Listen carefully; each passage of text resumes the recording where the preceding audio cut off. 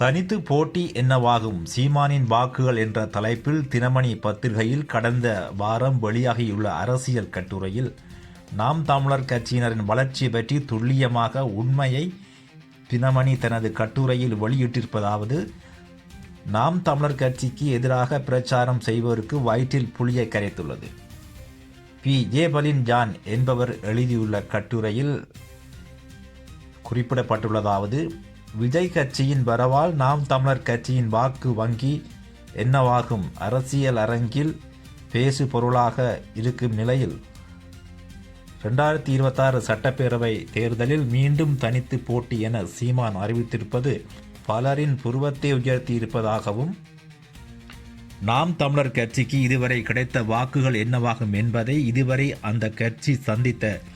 தேர்தல்களின் முடிவுகளை பார்த்தால் முழுமையாக அறியலாம் எனவும், 2016 பேரவை தேர்தலில் ஜெயலலிதா, கருணாநிதி என இரு பெரும் ஆளுமைகளை எதிர்த்து நின்று 1.13% வாக்குகளை பெற முடிந்தது ஆகவும், 2019 மக்களவை தேர்தலில் மோடி, ராகுல் என்ற இரு பிரதம வேட்பாளர்கள் பணபலம், ஜாதி பலம், ஆளும் கூட்டணி கட்சி, எதிலும் சளைக்காத எதிர்க்கட்சிகள் கூட்டணி, திரையுலக நட்சத்திரம் கமலஹாசன், சசிகலா, டிடிவி தினகரன் போன்ற கட்சிகளுக்கு முன்னால் பணபலம், அதிகார பலம் இல்லாத நாம் தமிழர் கட்சி நிச்சயம் காணாமல் போய்விடும் என்று பலரும் விமர்சித்ததாகவும்,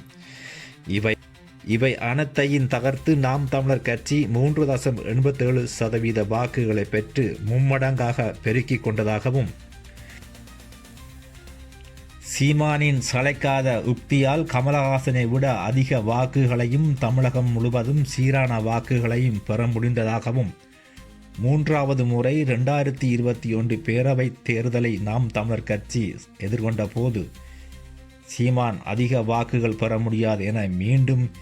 விமர்சிக்கப்பட்டதாகவும், ஆனால் 2016 பேரவை தேர்தலுடன் ஒப்பிடும்போது 6 மடங்கு அதிகமாகவும், 2019 மக்களவை தேர்தலுடன் ஒப்பிடும் போது கிட்டத்தட்ட 2 மடங்கு அதிகமாகவும், அதாவது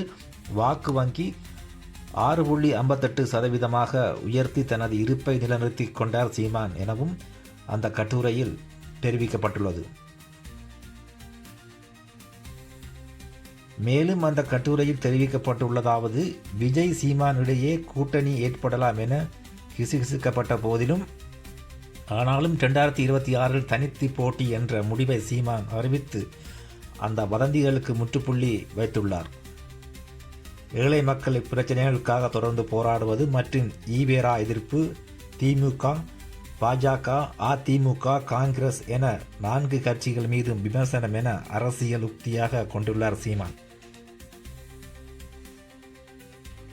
நாடு முழுவதும் எந்த ஒரு அரசியல் கட்சியும் தனித்து நின்று வாக்கு வங்கியை உயர்த்தாத நிலையில் நாம் தமிழர் கட்சி மட்டுமே வாக்கு வங்கியை உயர்த்தியுள்ளது.